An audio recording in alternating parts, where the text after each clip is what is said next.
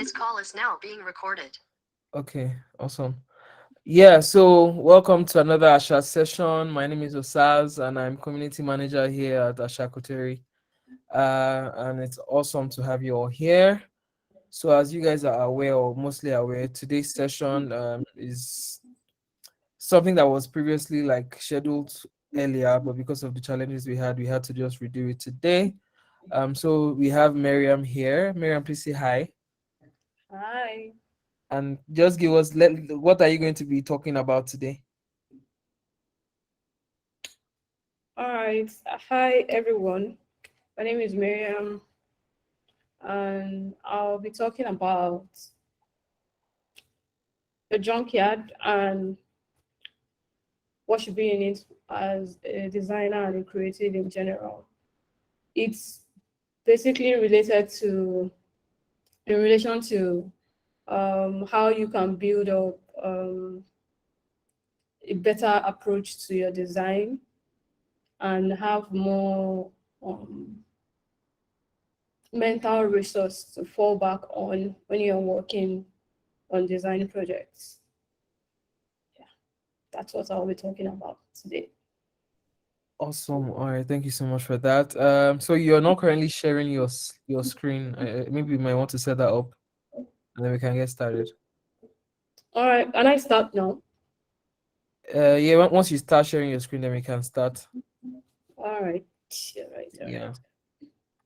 So, but while we're doing that, you can just do an intro and like tell us where you work, what you do, stuff like that for people who don't know you. Okay. First of all, can you see my screen? Yep, I can. Right. Um. So a little intro about myself. Uh.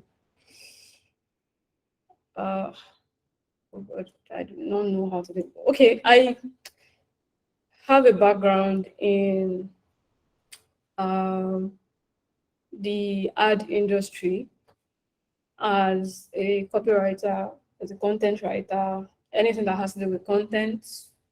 And then I started learning illustration, digital illustration, not illustration in general. And from there, I started paying more attention to design. And I went into design fully in 2020, late 2020. I since then, I mean, my first design job was at an agency. Um, it was called Awuri, but they had to stop operations for a while. And then I joined Anaco as a designer. That was in January 2021.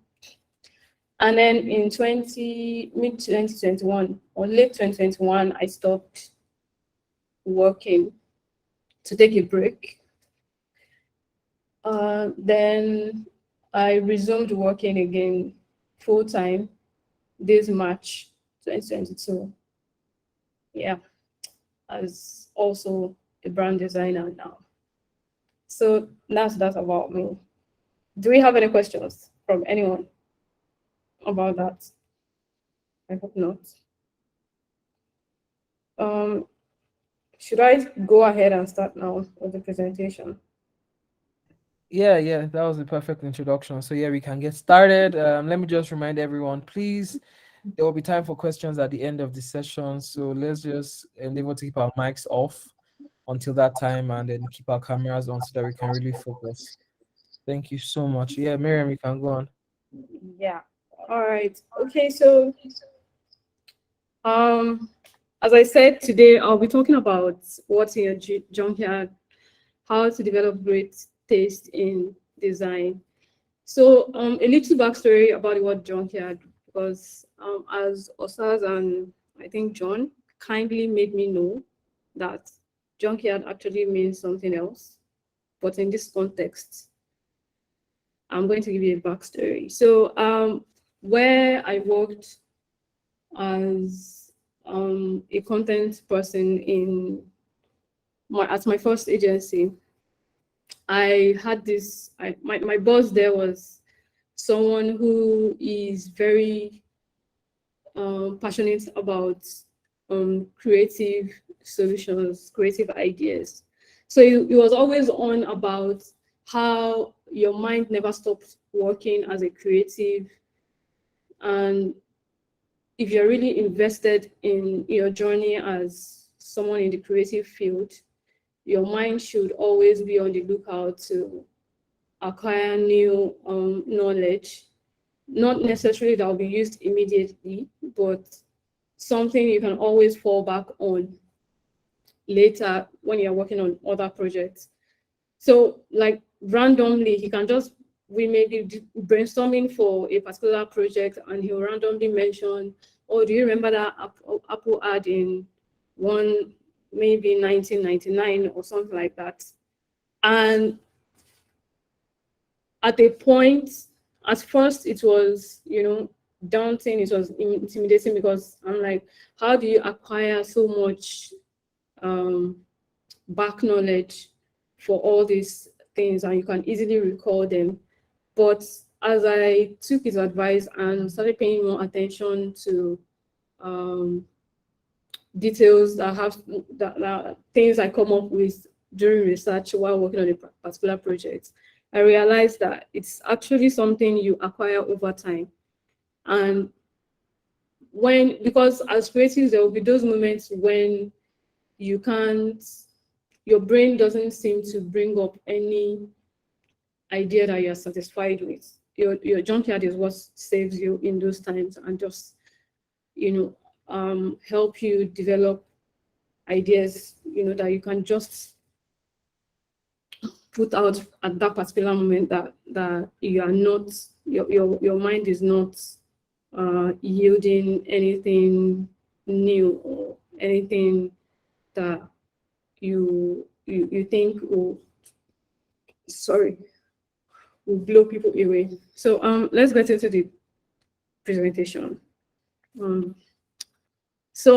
Before we start, I need everyone to be comfortable with the fact that there is a whole lot of knowledge in the world, and what you know is way less than 0%, right, in the world.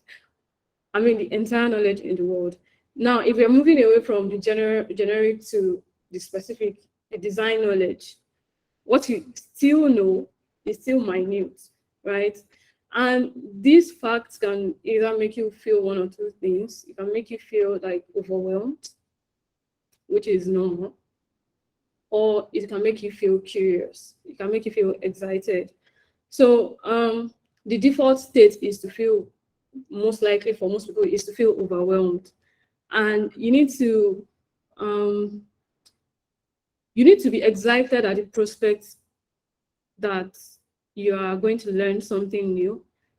Your ignorance about certain aspects should not make you feel deflated. Rather, it should make you feel excited that, oh, there is still something left for me to learn. And you also, another way to look at it is that nobody knows everything.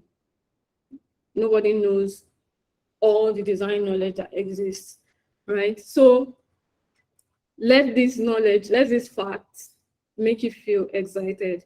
And this is very vital in building your junkyard, because when you are comfortable with ignorance, right? You're comfortable with not, you don't feel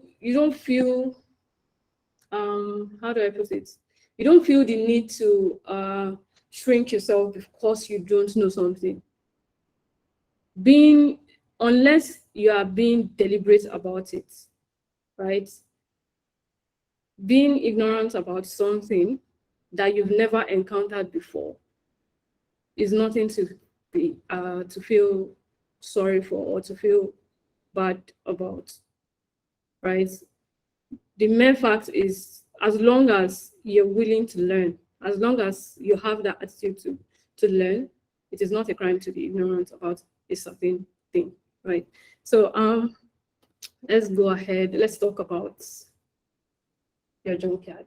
From what you can see now, you realize that it's basically literally junk, right? I don't know if some of us have watched documentaries where we see children or people, what am I even saying? We would have seen those people on the road that used to carry this carts around that has these all these that collects junk from people, maybe like irons, plastics, and so on. I mean, to others at that particular moment, those things are junk. They are useless, but they are gathering them because they will still be useful for another thing in another space, right? So for designers and for creators in general, the better your junkyard is, the quality of things in your junkyard, the richer your design gets. The better your junkyard is, the spicier your designs gets, right? And it goes on and on. Okay, you understand more as I go. I don't even get ahead of myself, right? So what does a junkyard do? One, it opens your mind to different possibilities. Two, it helps with analogical and contextual design ideas. It refines the processes. It helps you know why design work. I'm going to explain this, right? The first one is opening your mind to different possibilities. Let's say you're working on a project now, and while you're researching, I mean, I hope we all agree that research is a very important part of every project that you're working on, right? So while you're researching, you will come across many, I don't want to use the word resources. Like you come across, you develop many ideas will spring to your mind in the process of you researching, right? Because you are looking at, for example, you are looking at what other people have done in that sphere, or you are looking at what people have written, or you are looking at a different industry, and you just come across this insane way of how they approached a particular problem, and you want to adapt that to your project for your project. You just, while you're doing all these things, your mind is cataloging all these different ways you can approach this particular project you're working on, right? And that thing, those little ideas, they won't be gone forever. If that's if you don't have bad memory like me, like, right? If you have very good memory and you are very deliberate about your what you store, mentally, you may not use those ideas at that particular time, but then let's say 2 weeks from now, 3 weeks from now, or months from now, you're working on that project, you just recall that while I was working on that other project, I came across this thing. Let me go back there. So it's just like widening your horizon on approaches you can take when you are working on when you're trying to solve a particular design or creative problem. Then helping with analogical or contextual design ideas. This is very interesting in the sense that I don't know if we've heard of okay, they do this thing a lot in, I think, engineering. For example, aeroplanes, where they will look at nature and use, the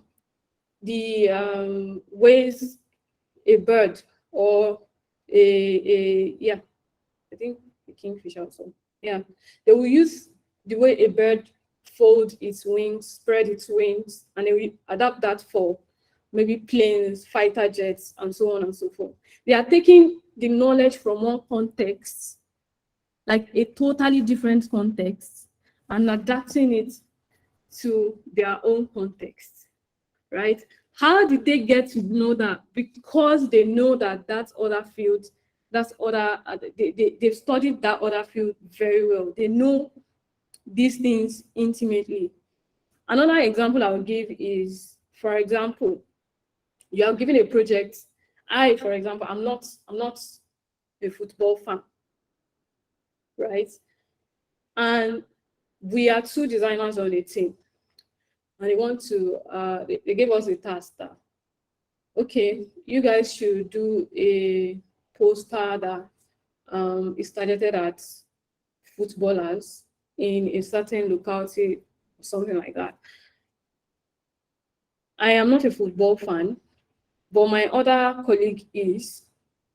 Now, no matter how much research or how much resource I go through in the short period they gave us for that project, my colleague that has been in this space of football, that is an avid football fan, knows how this thing works, will always have a broader view of how to approach the design than I do, right?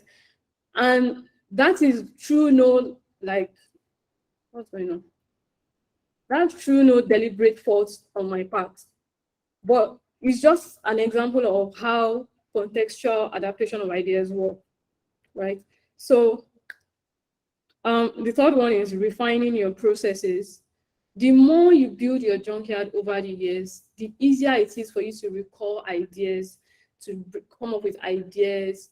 The easier it is for you to just, reduce the time you spend on certain steps in your processes, like research. If you have the contextual knowledge that comes with working on particular kind of project for a long term, right? When you are given that kind of project again, it reduces your time that you're spending on that. Then it helps you know why design work. Now, as a designer, one of the ways you can better your craft is looking at designs of very good designs, trying to break them apart, like this is how this one works, this is how this one works, this is how this one works. And while you are doing that, your brain is storing that particular information, and it may not even be a conscious effort on your part to actually store that some particular parts of that information, right? Maybe you are looking at something entirely different. Maybe you are looking at the way they did the how do I call this thing? The way they arranged their grid, for example. But while you are doing that, you're also looking at, your brain is also consciously looking at the typography, looking at the spacing, and so on and so forth. And the more you do that, the more you realize that, oh, you can now see why this particular design that you did last week did not work. Because you've acquired something new into your mental junkyard. Now, if you look at all these 4 points that I mentioned, you realize a common thread, which is time, right? But the time you're spending on acquiring these things. So we'll get to that in a moment. Now, there are two broad types of your junkyard. You have the visual junkyard, you have the mental junkyard. Now, the visual junkyard fits into your mental junkyard. And how it works is, I think, let me just give you, let me use myself as an example.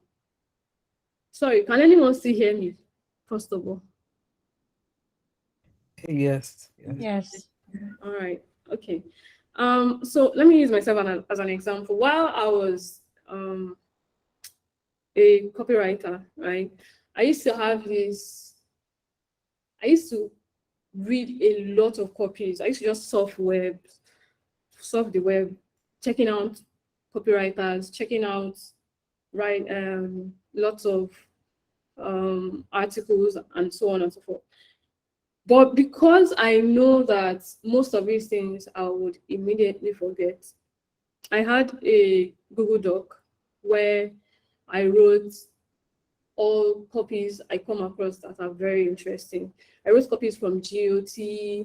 I wrote copies that are technology based, that are food based. I just had that particular data on my Google Doc, right? Now, while I'm writing all those things in my Google Doc, it does two things. Number one, I am reading from the web page. That knowledge is stored in my brain. As I'm writing it in my Google Doc, it is reinforcing the knowledge stored in my brain. So when I'm working on a project that I am stuck on the copy to write, I'll just recall that, could it be, let me check. I think I've come across something related to this particular sector. Maybe I'm working on a restaurant, a brand that sells food, and I need to write copies for them. I would remember that, oh, I've written something like this. I should have something like this in my Google Doc. And then I go there. Now, the more I go to that Google Doc and the more I search for more copies, the better my mental junkyard is. The better the quality, the higher the quality of the copies I have in my brain are, the more I can quickly recall, I can quickly come up with better copies for projects, right? And this thing is not something that you rush and do. You have to give yourself time to build it. One of the ways for designers, if you want to have a visual junkyard, one of the ways you can do that is to have maybe Pinterest mood boards. I, for one, let me confess, when I create a Pinterest mood board, it is hard for me to go back. It is like Twitter bookmarks. I bookmark and I forget. But I know there will be some times, there were few times when I was like, oh, I remember a particular design or a particular tweet I saw. I must go and search for it, and then I go, right? It is never useless. You may forget that it's there, but it is never useless, right? Then, apart from having Pinterest mood boards, there were times I used to have folders on my system where I just grab screenshots, I take photos on the streets. The few times I go out, I take photos sometimes. If I find anything interesting, I keep them in a folder, right? While you are doing all of that, your brain is also keeping all these things. It's also it's recording them for later use, right? So your junkyard is your wild card, it's your pop, it's your extra life, it's your X factor. Of course, yes, we treat accordingly. To expatiate this, let me give another like a scenario. Like let's say that there is a design contest and they are calling for Nigerian designers, right? Not necessarily living in Nigeria, to enter for this contest that is about a poster as, the poster is about maybe Lagos. Let me use Lagos, right? And this designer, up and coming designer, let me see, that has been living all his or her life abroad, has only been here maybe one day ever, wants to join this contest, the chances are that the way the person that's living in Lagos, and I mean living, I don't mean working remotely in Lagos, that you don't go out. I mean you go out, you see people, you meet with people, you see the crazy side of Lagos, right? The way that person will approach the design will be different and likely hit the spot than the person that has never been in the country, right? So your junkyard is your edge. It is that knowledge that is not required to know, but if you know it, can either, be what will make or break a particular project that you're working on, or make or break a career opportunity that you have, right? We've had, in fact, it is not just in design, right? I'm just limiting it to design for the purpose of this presentation. It cuts across every sphere of life, especially in business as well, right? You just have this back room knowledge that your other colleague or any other person on the team does not have, and you're using that, right? So let me quickly add that I think I can speak from my experience or from what I've learned in brand design, that one of the ways you can get that extra context for yourself when you're working on branding projects is to actually speak to your clients, right? To actually talk to, you're not even the one that is going to be talking to them. They are going to be the one talking to you, right? Be patient and just learn as much as you can from them about what they want for that business or for that brand, what they are looking at, everything that you can. You will be surprised that people say things without meaning to.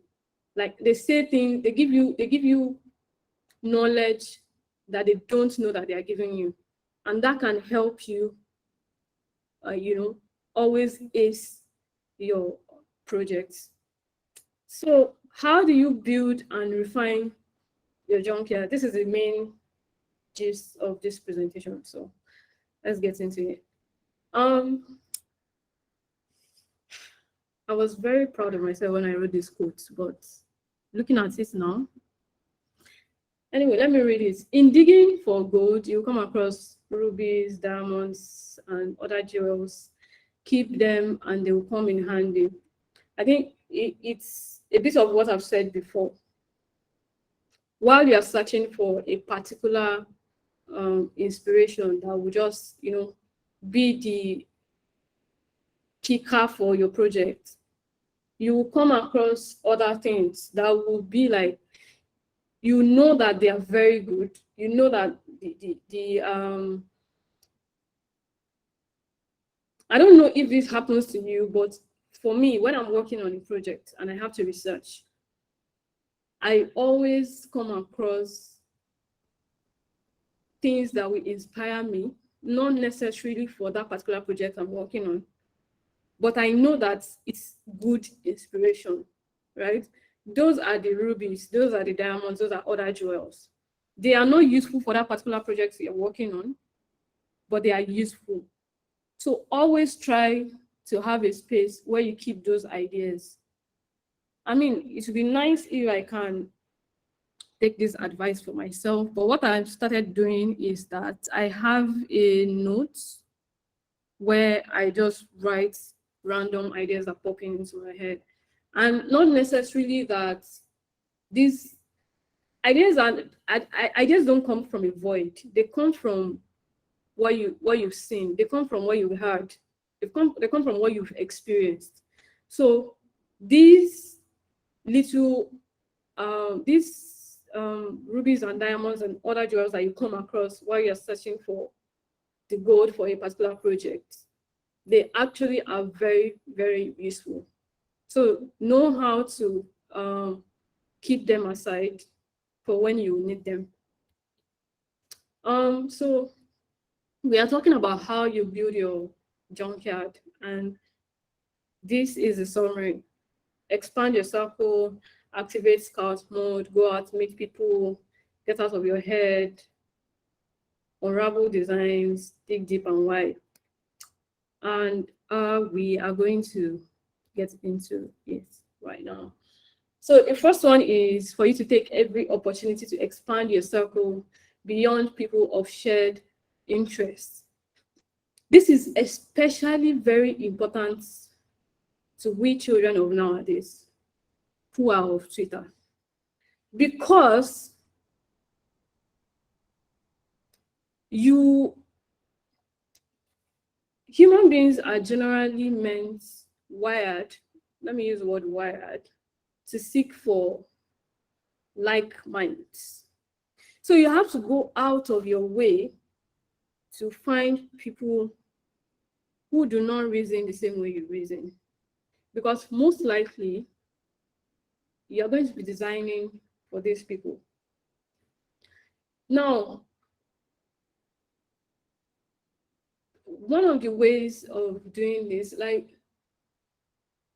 yes, I'm sorry, you have to go out and meet people.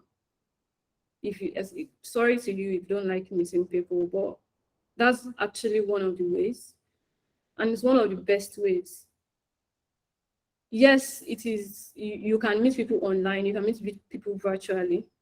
I just keep saying this. You can meet people virtually, but there are non-verbal cues that are also very important in human relationships, right? And these things, while you are going about expanding your circle, you get to know more and more of these things. It is not all the time that you get your inspiration from one place, from a set of people, or from a particular environment that you've been in. This is why you must expand your circle of being as much as you can, however uncomfortable it may be. And one of the best ways to go about this is to actually pocket your ego, right? And not, like, remember the first thing I said when I started this presentation, which is be comfortable being ignorant, right? So I don't mean you should be, don't misquote me. I don't mean you should not learn. What I mean is that you should not, how do I put this?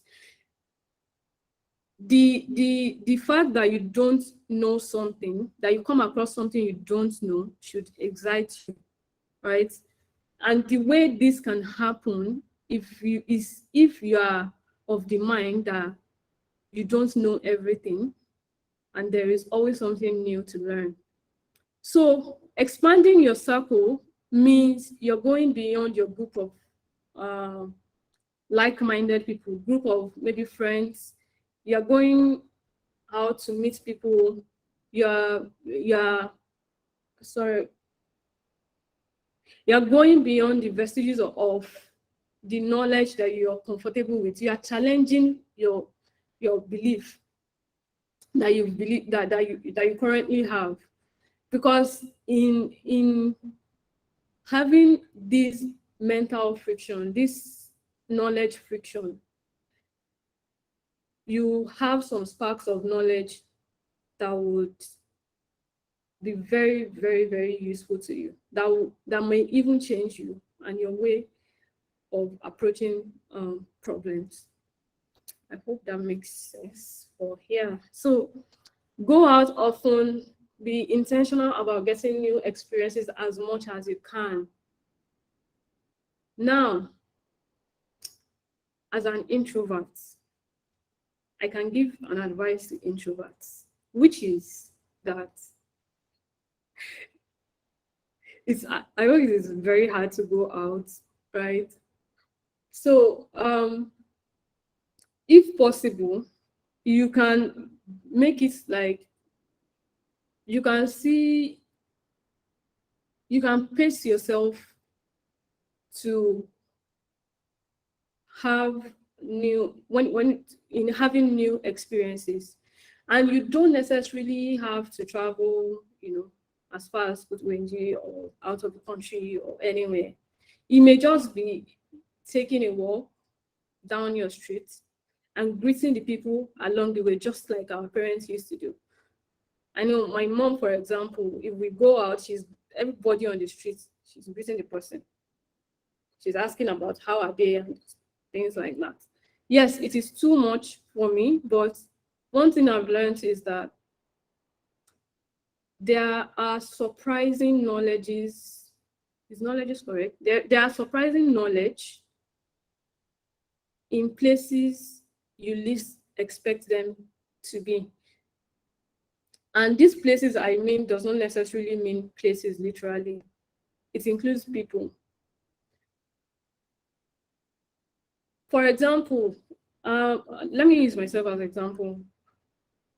Where I was staying before, there was a pepper seller I used to buy pepper from. And normally when I'm passing, I just say hello and then I go. But there was this time I wanted to sell rice, a bag of rice. Somebody gave me a bag of rice and I was broke and I needed to sell that bag of rice. And there was nobody in my circle that's living in Lagos that knows how to sell a bag of rice. So I had to come and meet this pepper seller. And the way she broke down rice for me, there is long rice, short rice, there is foreign rice, local rice, there is this, there is that. You cannot, in the end, she did not buy that rice, which pained me. But I was like so shocked at the amount of knowledge I gained from her that day, right? And this thing shows that, yes, it can be hard.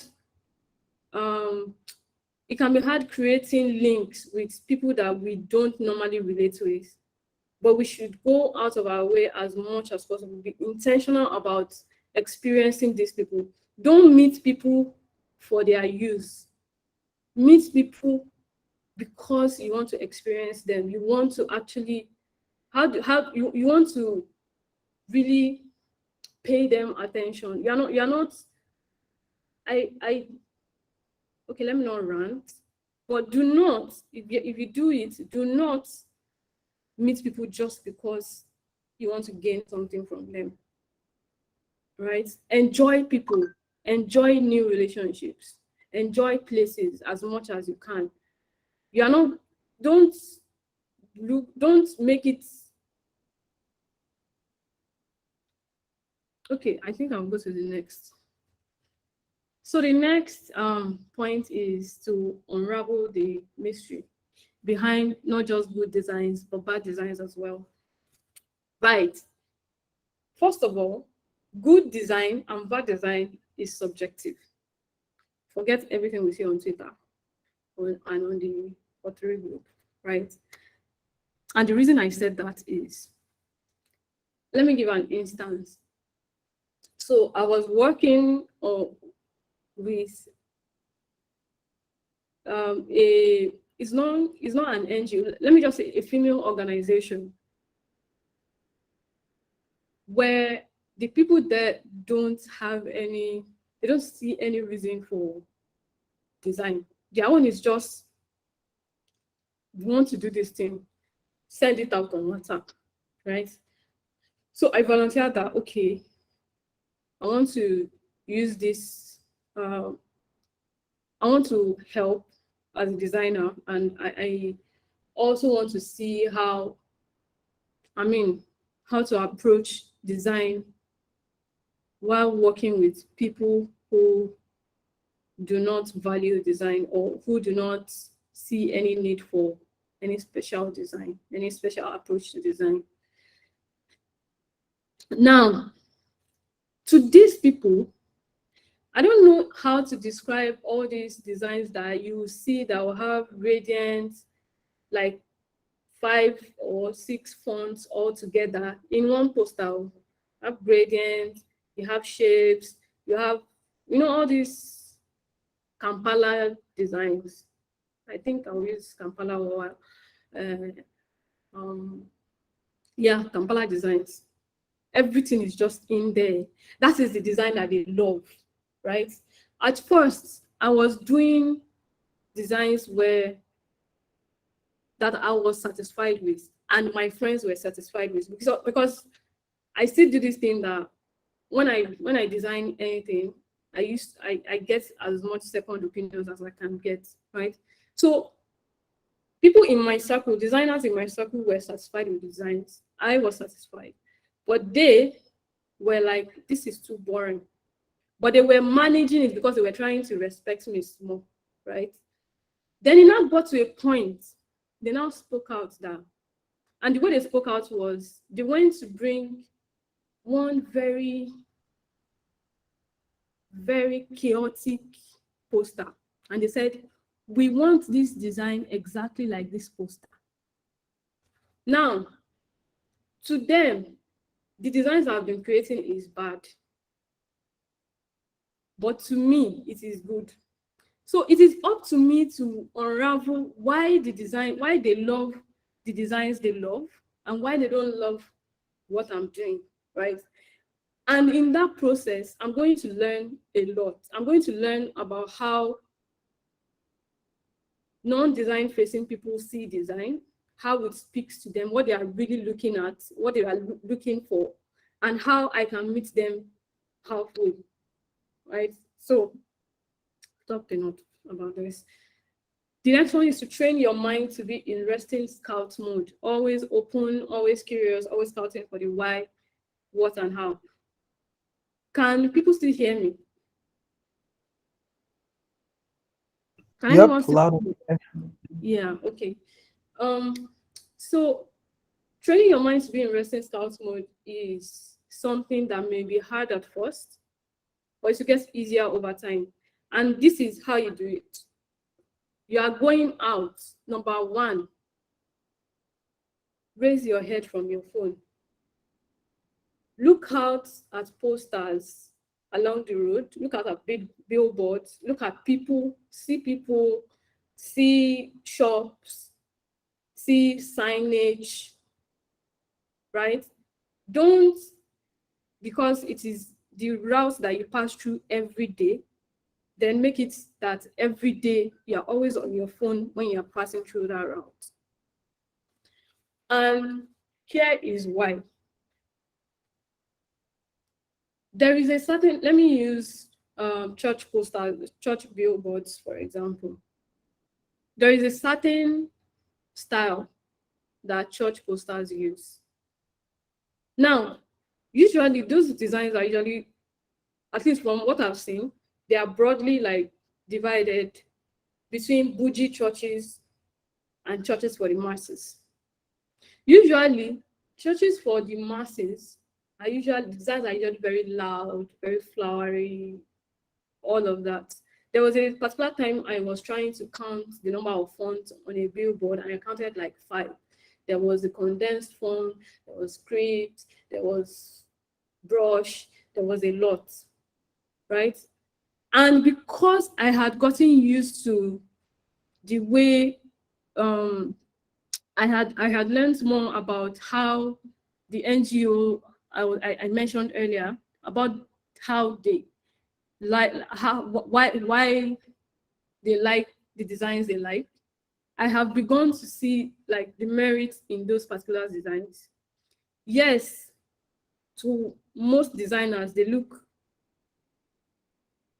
I don't want to use word, don't let me use the word abhorrent, but they look like a mess. But to them, it is it is beautiful, it is perfect, right? And I don't even know how to explain it. And sometimes there are some things you can't even find a rational explanation for. But people like what they like. And you trying to force them to love.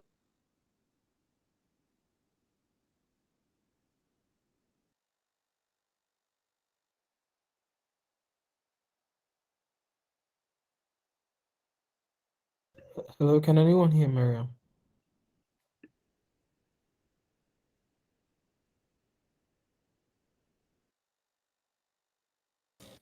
No, I can't. Um, Why am I still there? can you still hear me? Yes, now we can hear you now. Right. Okay. So, what was the last thing you heard? Sorry. Um, I can't remember actually. Okay, I think I was talking about. I'm trying to figure out the last part I said that before I went off. I think what I was talking about was how people like what they like, and you can't force them to like what you as a designer like. So being in resting scout mode is you taking the time to appreciate your surroundings, taking the time to let in experiences of maybe your day-to-day or new places that you've been in. Because while you're doing this, while you're being conscious in what's in the moment, and you're looking, you're trying to appreciate things you see, your brain is also taking note of these things. And before you know it, you are recalling it when you want to work on a particular design. Stop listening. The next one is to rub minds with people as much as you can, especially people that are not in design, right? So sometimes I've talked about this a bit in my previous point, but to add to that, sometimes we think we've done, it's not even we think, it is a fact that we have done the perfect design. We have created the perfect design. It works, it looks great, it is amazing, right? It's the best design you've ever created. Then you put it out, and the people that that design is meant for, they don't just give a damn about it. They are like, oh, okay, right? It is not a betrayal. It is not a death knell on your design skill as a designer, right? Rather, take the time to find out why, and you will save yourself time in future projects if you take the first point, which is expand your circle beyond the comfort zone that you are currently in. Then I think there's the last one on how to build your junkyard. Don't stop at the first idea, right? The first idea sometimes is the hit, but more often than not, it falls short, right? Always keep, maybe a rule that you can use is that for each design idea, each design project, you must have at least 5 working ideas, and then you choose your best one. If you stop at the first idea, most of the time, somebody else already has that idea. And I discovered while I was working in advertising that sometimes it's not that people copy each other's idea, it's that they have the same idea, right? And one way you can reduce the chances of that happening to your project is by digging further, by not stopping at one, going beyond 2, 3, 4, 5, and then picking the one that is most versatile, that has the most heft, right? So all the things I've said before now, how do you know you've developed or you are developing a great taste in design? This is a very tough question, but I decided to ask. Taste is subjective, but when you have a hit 3 times out of 4, you know you're getting there. The case I gave earlier about the people I was working with is an example of the subjectivity of taste. What you may find as, this is the best, this is the hit, this is may not roll with me at all, right? Now, when you know that your taste is getting there and your design skill is also getting there, is when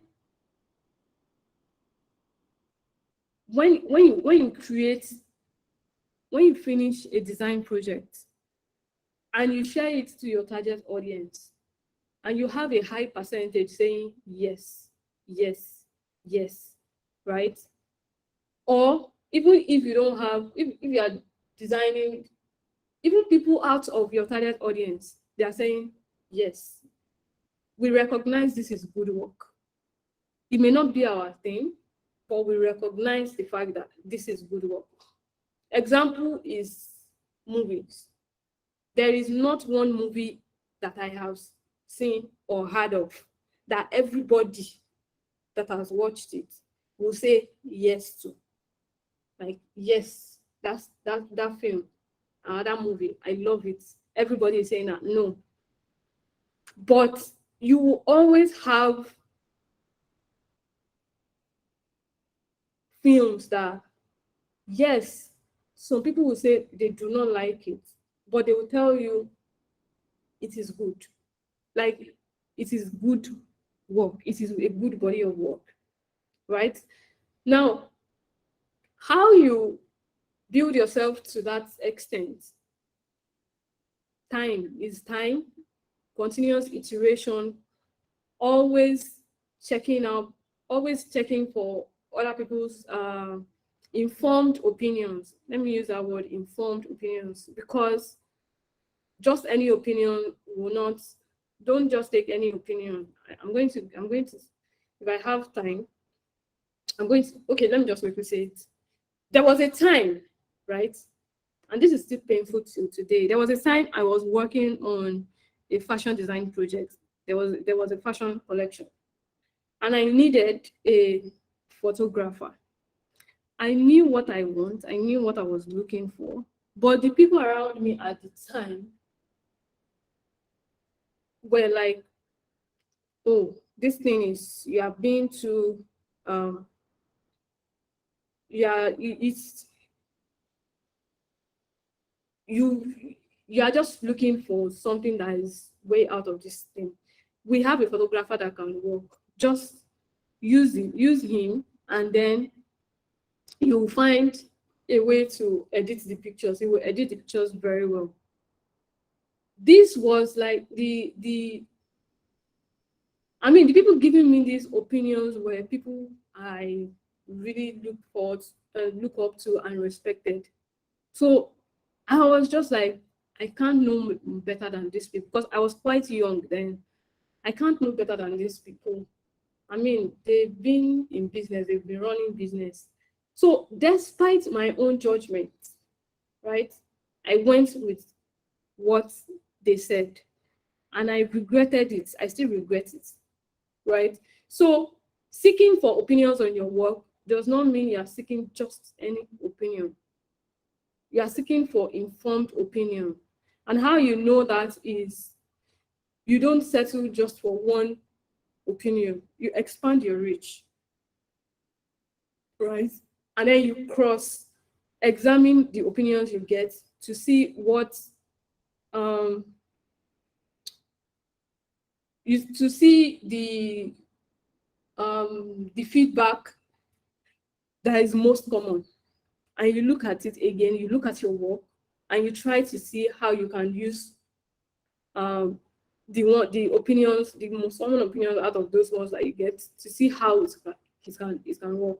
Also, always ask people why they have a particular opinion that they are giving you, because most of the time, opinions are usually more biased than objective. So you have to be careful that it's not just because of personal bias that you are changing the entire work that you've done. So how you know you're getting better, you're developing a better taste, is you get more finicky, right? Things that you normally would have let go in your designs previously, maybe it's a little bit about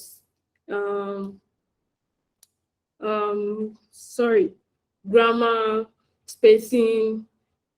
You now look out for them, and you are not so forgiving, or you don't overlook as much as you normally used to. Number two, you gain confidence, right? And gaining confidence comes over time. It happens over a period of time, right? Different periods for different people.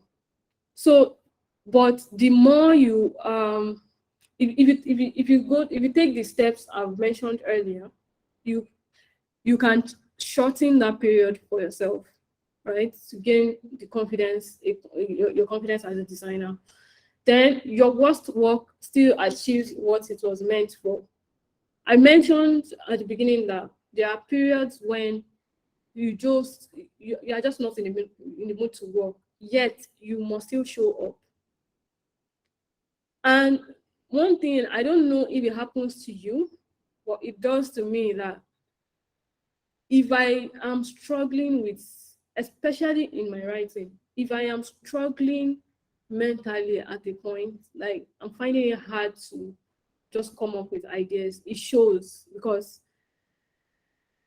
But only people who are people like my boss can see it, right? People who have been in this thing much more than I am, who have developed great taste, can see it. Because you at this point, you have built yourself that what you think is just small work, small job, like little effort, people are out there looking at it as wow, So that's another way, you're developing great taste. Then your depth of approach becomes more evident. You're not approaching your design project in a single like using a single formula, or you have more perspectives to work with, you have more resources to work with, you have more context, more experience, right? You have more material to work with, and it will show, because you are not designing from a shallow place. What you are pulling from has depth, and it will show in your work. Then the quality of your execution ideas gets higher. The more you build your junkyard, the higher the quality of ideas that you get. And the more the chances of your ideas, your executions getting attention, the higher it gets, right? Because people who are really serious about this design work know they can recognize these things, and they will recognize it in your work, even if you don't have years of experience as a designer, if you are just starting out, right? The quality of your execution can be the reason why a design director or a creative director will decide to have you on the team. Not necessarily because they may see that, oh, your execution still needs a bit of refining and things like that, but they can see that if this person gets the hang of design technicalities, their design ideas is just amazing. So the gamble that person is taking with you, the person wouldn't have taken with you if the quality of your ideas are just not it, right? So that's the end of my presentations. Any questions? Please go ahead. Wow. Well done, Mariam. Thank you so much for just that session. Yeah, so guys, if you have any questions, you can type your questions in the comment box or raise your hand and just talk directly. And even though we're asking questions, you can also add comments if you want to, so that we can all just take something more stuff from the session. Yeah. Yeah.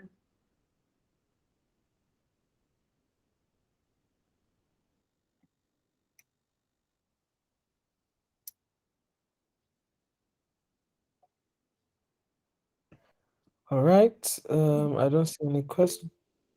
Yeah. Okay. Manager said, amazing session. Really like your slides. Yes, so we like your slides. I love your slides too. Please make your slides NFTs. Let's yeah. Okay, Caleb said he loves the illustrations. We have any other comments, any other questions? And yeah, as you guys know, the recordings are the session was being recorded, so this will also be made available. If you're not following our YouTube channel already, please go and follow our YouTube channel. On social media, it's Ashakoteri everywhere. And you can also follow Mariam at Drama Snob on Twitter. So yeah, that's pretty much it. Thank you so much, Mariam, for this session. This was like really in depth. Okay. Victory said he also loves the slides, he loves the colors as well. And Jacobs Shalom said, you said going deeper is what breeds uniqueness. But how do you know you've gotten there and don't end up wandering too far? Well, the beauty of the creative field is I don't think you can go too far. There's anything like wandering too far.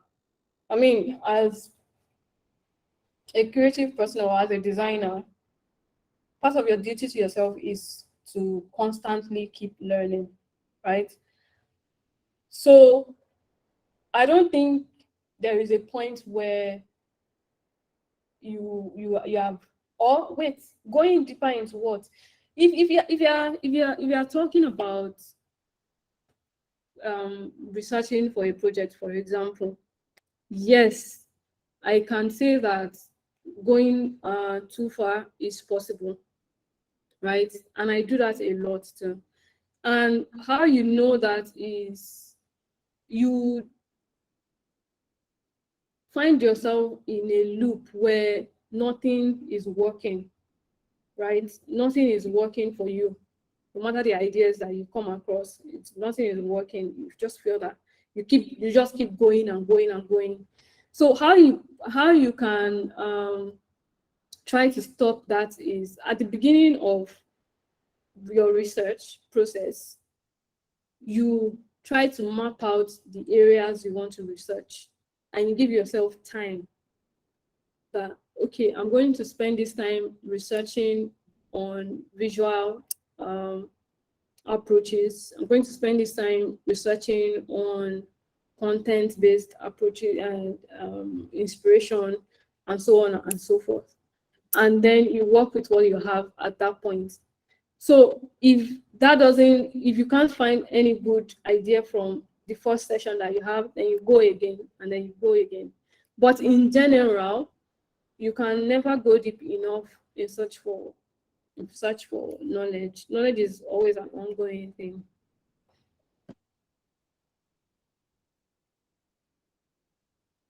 Yeah, awesome. Thank you. Yeah, for people who are wondering about the YouTube link, Caleb just added it in the chat box, so you can just go check us on YouTube, subscribe, and get notifications for all upcoming sessions. Are there any more questions? We already passed the hour a bit. Okay, I don't think we have any questions. Thank you so much, Miriam.